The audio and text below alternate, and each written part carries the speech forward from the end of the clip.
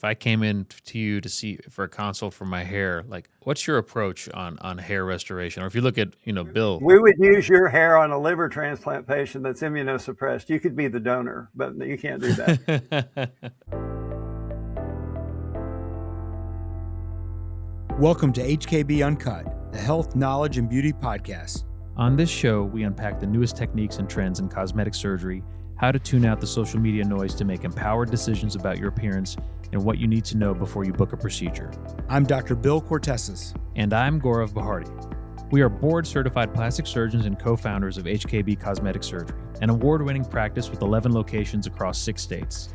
In other words, when it comes to aesthetics and cosmetic surgery, we've pretty much seen it all, and we want to share our knowledge and unique approach to aesthetics and beauty with you.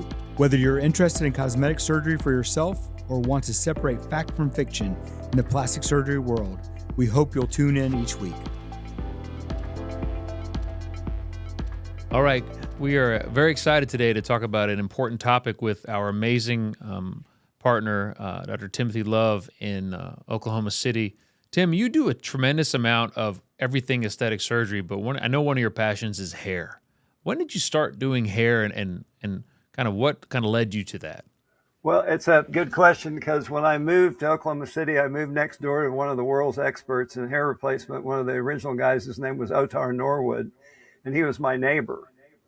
And the day after I passed my plastic surgery oral exams, I went over and knocked on his door. And this is early on a Sunday morning. And I said, Otar, will you teach me hair transplantation? He said, yes. That's amazing. So we got together and actually shared some office space for a while and met his staff. And then one of his younger staff members and I, then when he retired, then we kept going. So Clara Prather and I've been doing this since 1994, 95. That's amazing. Yeah. When you approach, or, the listener, who's concerned about hair or hair restoration, can you just kind of walk us through kind of what you tell a patient? Like if I came in to you to see for a consult for my hair, like what's your approach on hair restoration? Or if you look at, Bill. We would use your hair on a liver transplant patient that's immunosuppressed. You could be the donor, but you can't do that. So basically, we do men and women. Obviously, male hair loss is traditionally testosterone driven. Testosterone binds to this sebaceous gland in the hair follicle. So the guys you knew in high school that were losing hair, they had testosterone receptors near the hair follicles. And over time, the testosterone binds to the receptors, very analogous to your prostate gland, and things get inflamed and the hair follicle suffers because of it. Guys that don't lose their hair don't have the testosterone receptors in the traditional forelock area where guys lose hair. Norwood classified the patterns of hair loss, tried to kind of quantify it and put it into categories as to patterns of loss. We see a lot of female hair loss now with women taking testosterone supplements because they too have testosterone receptors on the hair follicles. They just never manifested enough systemic testosterone levels to harm the follicles. Women's hair loss can also be more autoimmune related. Those are a different subset, and those are more difficult to treat with transplant because for the most part, hair loss is a crop problem, not a soil problem. If it makes sense that the root of the plant is inflamed at the root, it's not that the soil is not healthy. When you get into autoimmune diseases in women, all those T-cell mediated things, that's oftentimes more of a soil problem, and you have to be careful on grafting because you don't want to graft hair that isn't going to survive or do well. The ideal patient is going to be somebody that's, his genetics well enough that you can predict his hair loss moving forward. If you have a 21-year-old kid who's already got really serious loss, that's not likely to be the guy that you're going to be able to complete over a lifetime. You could get some grafts early, but you don't want to leave a patch of hair, and then when he's 50, you can't keep up with the loss. So the ideal patient's a little older, mid-30s or older. You can gauge how much hair they have in the areas where they don't lose their hair, the number of hair follicles per square centimeter, and look at the quality of the hair, if it's wavy, if it's straight, their hair color, skin color contrast, the pattern of loss that you're trying to fill, how big their head is, and then how many hairs per square centimeter you have. And you can kind of algorithmically figure out how many transplants they're going to have in their lifetime. And should they start, are they a good candidate? Because the goal would be having the guy look normal until he dies. You don't want to put a patch of hair and then have it not look good. 30 years later, I'll be gone and you'll be regretting the advice I gave you. What's your typical approach, Dr. Love? Do you have them immediately go straight to kind of the transplant, or do you say, hey, let's start with this shampoo, let's start with this medication, let's do these alternative treatments prior to? Platelets work, the LED lights work, but they've been shown to kind of be temporary. Still, the single best thing you could do for a male patient is a milligram of finasteride a day to block that testosterone from binding to the receptor and slow the loss, and then manage it moving forward. The regenerative therapies that we have that are helpful are more selectively maybe applied to like postpartum loss in women who haven't reached the point where they're a transplant candidate, or in those patients who have autoimmune issues where you're not comfortable that they're a really good surgery candidate. Most guys are going to spend the money on transplants. They're not going to spend money on something that's a temporary, fix. But the one thing that's affordable is a milligram of finasteride is about 90 cents a day. And if you take a milligram of finasteride starting young enough, you can slow the loss. If you ever stop it, you'll catch up with the loss where you would have been. But that's pragmatically still the best, most efficient thing. Everything else, topicals, LED lights, and any of the new biologic, stimulators like platelet-derived products, and there's 3 of them, your own, you can put it in a jar and inject it, or you can put it in a jar and rub it on there. And any of the other topicals, minoxidil and those types of things, they become a little bit labor intensive. They leave residue. You can do it at night and wash it out in the morning. But if you put it on your hair in the morning, oftentimes your hair kind of looks oily. But the main thing is just the practicality of how often in your life you're going to spend time trying to protect your hair. Most guys would rather spend, let's say over 5 years, they're going to spend $1,500 or $2,000 on something that isn't a fix. They'd probably rather have that in grafts. So we offer it, but not typically for the male who's fixable. So how does a male who comes in, they're like, all right, doc, I've tried all this stuff, I'm ready for the transplant. How do you teach them about how many grafts they're going to end up getting, how many rounds of transplantation they're going to have to do, how quickly can they do each round, and am I going to be able to have a full head of hair again? Right. I think certainly patient selection, and then a plan, and in educating the patient on expectation regarding that plan. And a lot of it's predictable, again, based on their age. There's usually somebody in the family that you can kind of correlate. You have a pretty good idea of where they're headed in terms of their hair loss. You can look at family pictures, but there's usually somebody in there. Sometimes they're a one-off or they're adopted and they don't know. But you can gauge a lot based on the amount of hair they have. And so there's guys that I started 30 years ago that would look like G. You would have never known that they had started off with relatively early loss, but they had so many hairs. Do you think I can look like Dr. G, Dr. Love? You think I can get enough? That if they have enough donor hair and they have the resources to do it, well, you can continue to fill. Pragmatically, I think the average person is going to do 2 transplants in their lifetime, and you want to pace those out and optimize where you put the grafts to get the most coverage. So most people are going to prioritize forelock over vertex because of the practicality of grooming and appearance issues. Economics come into play. Most people don't have a money tree. Our pricing is very competitive because we're good, and it's kind of an issue of the heart that this is something that we want to have available to people.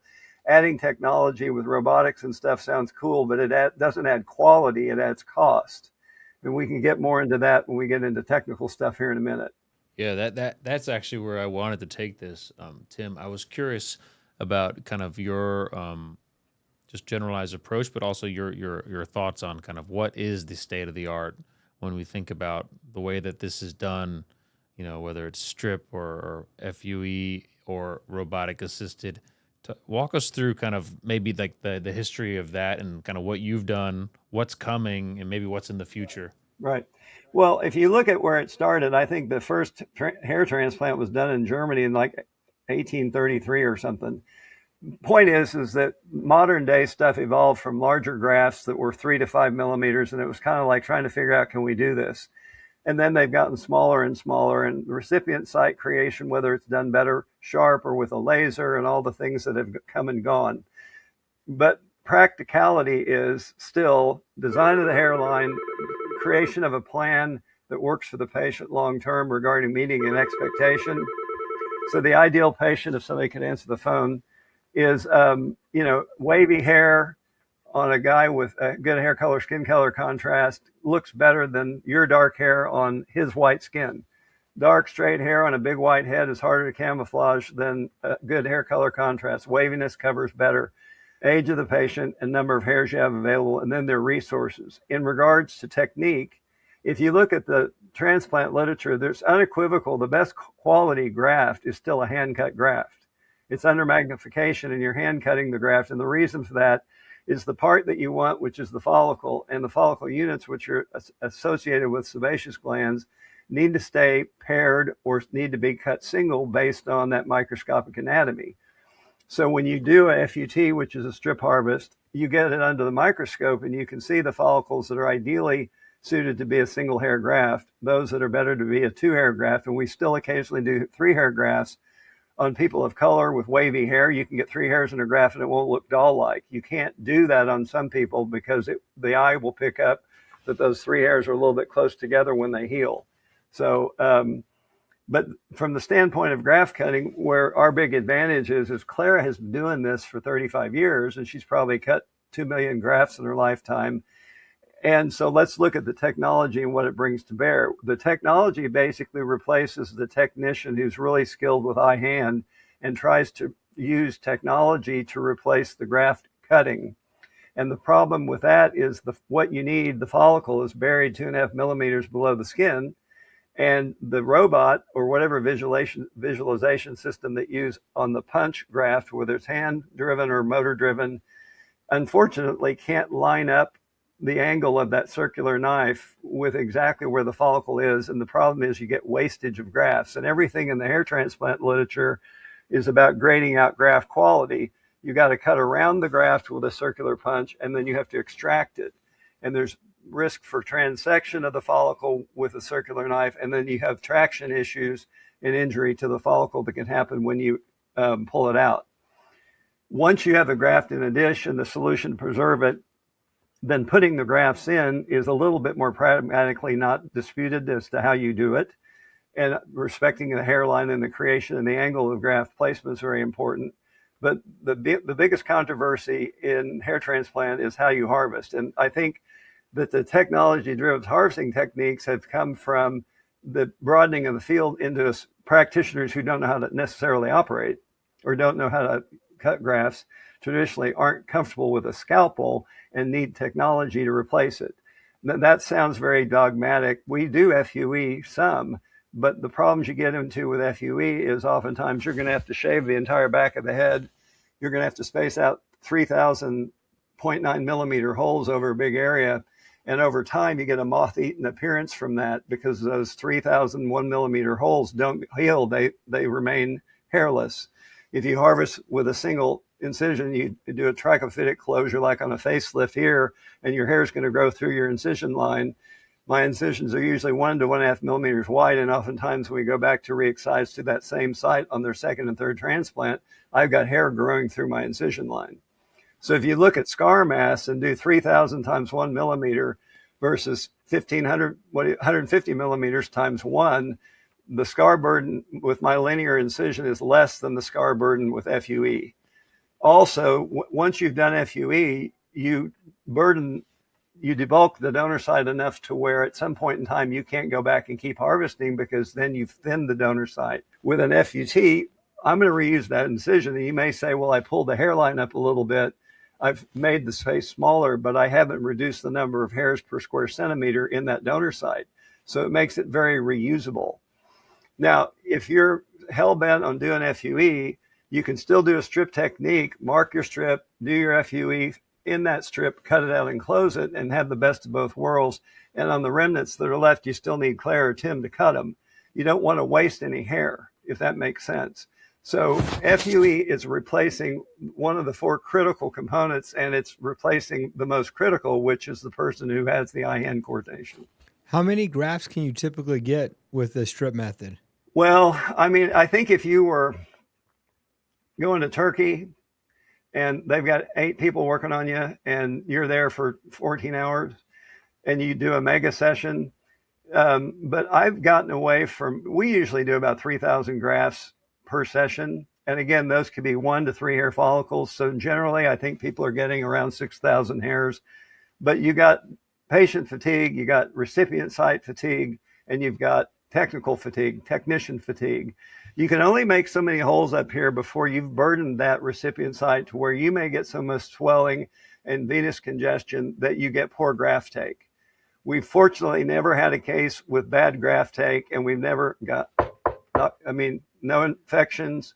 Not to say that it couldn't happen, and you got to monitor people, but you do them just like you're doing a major surgery, and you take all those precautions. But part of that is just exercising some judgment on, we've all been there in surgery, and after a while, you've worn your welcome. It's like operating on anything you don't want to overstress the recipient site. And so our average day is 3,000 grafts.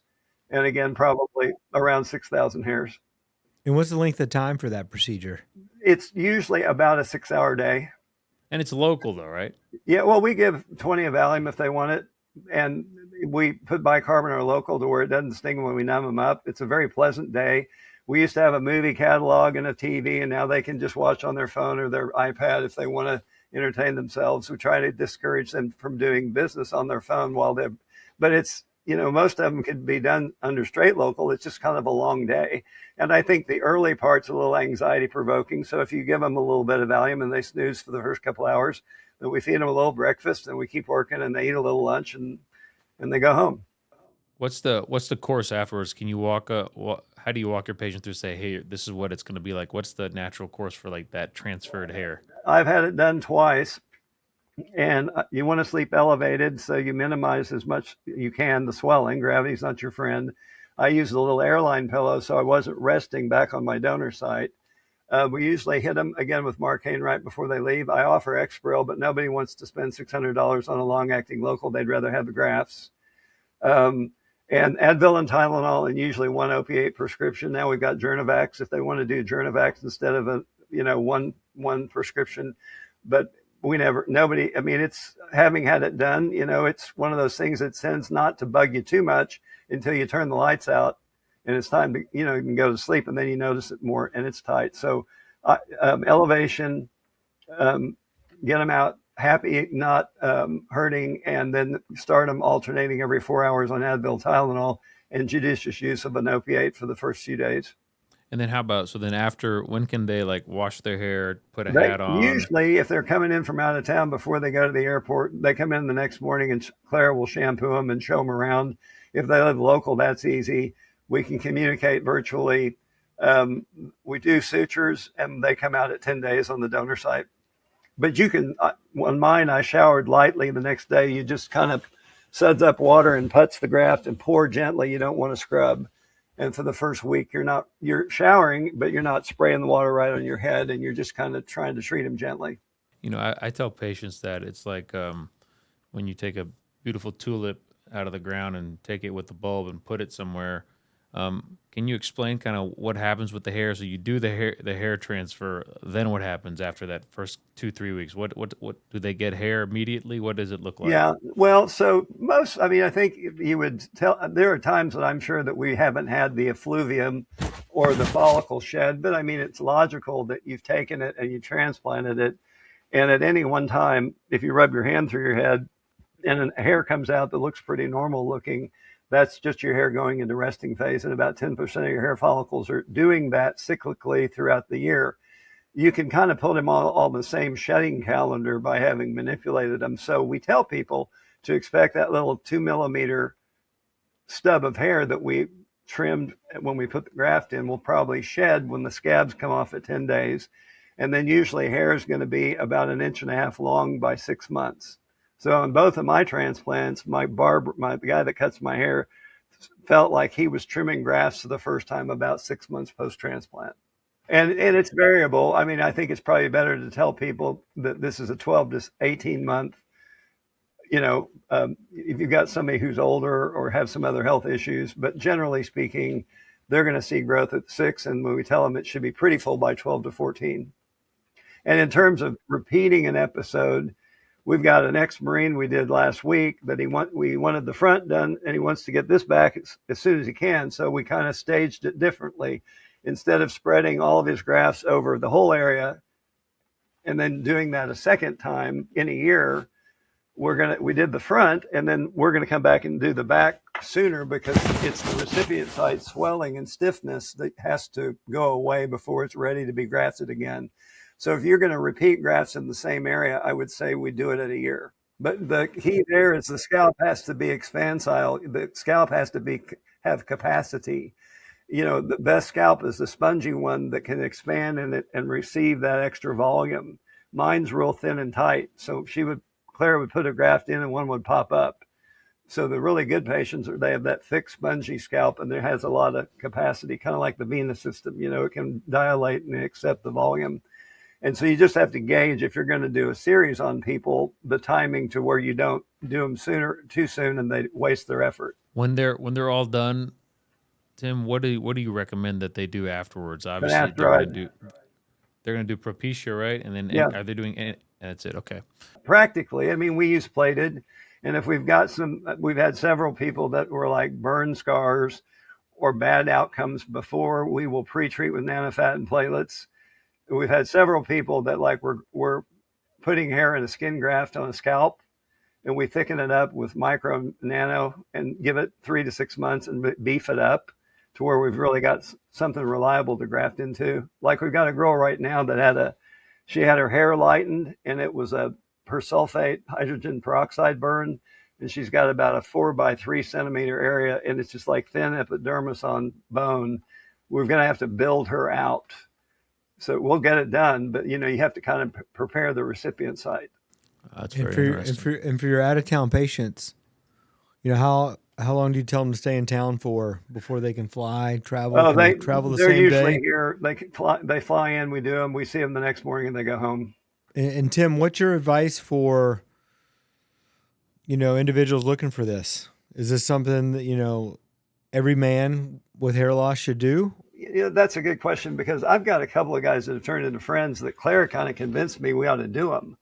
You kind of have to read the room. These guys one guy's a big livestock guy in Western Oklahoma, and he's this cowboy, and he didn't have a lot of donor hair, but he was so happy to get a little bit of hair. So we went back and showed case examples so he could really visualize, recognizing that he didn't have a lot of hair, but a little bit of hair to him. So if you feel like you can communicate that, I think meeting the expectation is the key. I think that not everybody's going to have a head of hair like Dr. Gaurav there, because they don't have that amount of hair to move. Maybe they never had that hair to begin with, but you just got to, just like any other surgical plan and any other surgery that we do, you got to get to know people and establish the plan and communicate, and it works out.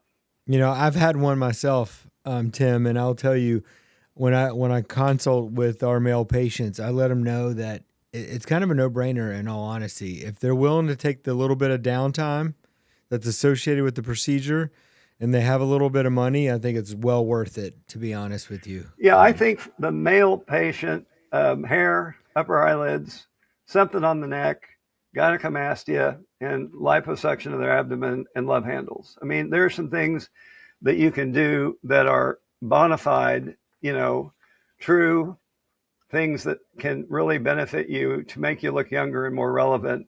The MyElevate thing in men has been remarkable, because nobody wants beard hair back here behind their ear. And you see all these male facelift patients that come in, and I see a lot of them because I'm doing their hair, and they're really happy with how they look from the front. But the problem is they've got beard back here. So guys tend not to be as indulgent, for sure, as women. Hair is an easier sell oftentimes than anything on face. But usually the hair guy, I saw one the other day, he's kind of a guy of some notoriety here in town.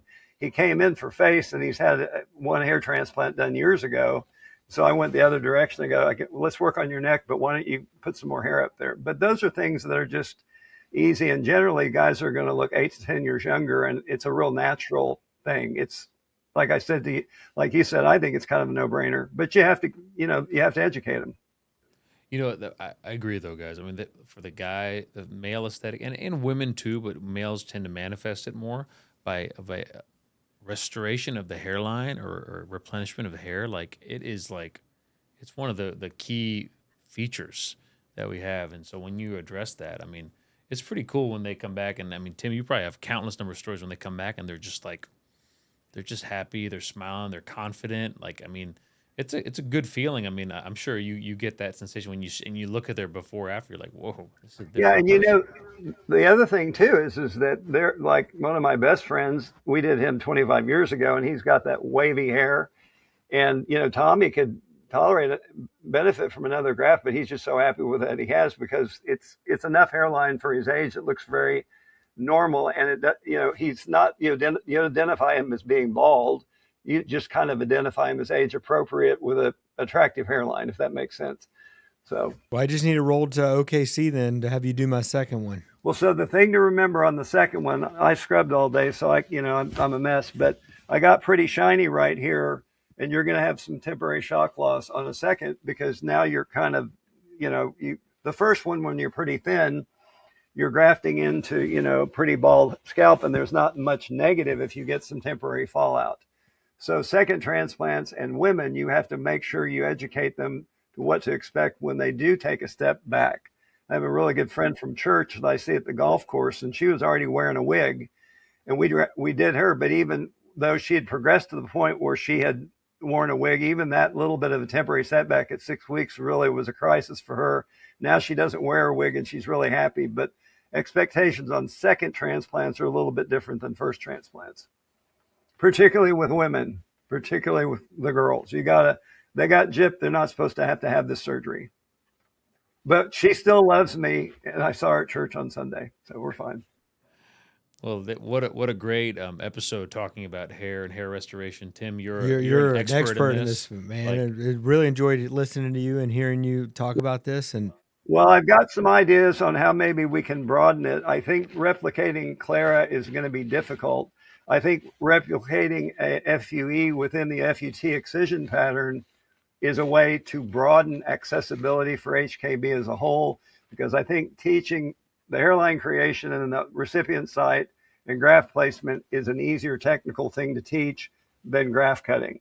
And if you could use the technology and get good quality on the graft harvesting and still then benefit with a linear excision and use your facelift closure, then we've kind of got a way to broaden the applicability sans Clara Prather with 35 years and probably 2 million grafts that she's cut, if that makes sense. So I'm working on that. We have to get a group of surgeons that would be willing to spend an hour doing the harvesting, because FUE is a little bit more, it's a little bit boring because you're so repetitive in the harvesting motion in comparison to cutting the strip, if that makes sense. we appreciate everybody joining us today and look forward to talking again soon. All right, well, thanks for having me.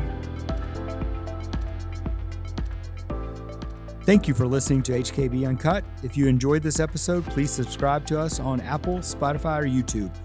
To book a surgery consultation or med spa appointment with our team, visit our website at hkbsurgery.com or head to the links in our show notes.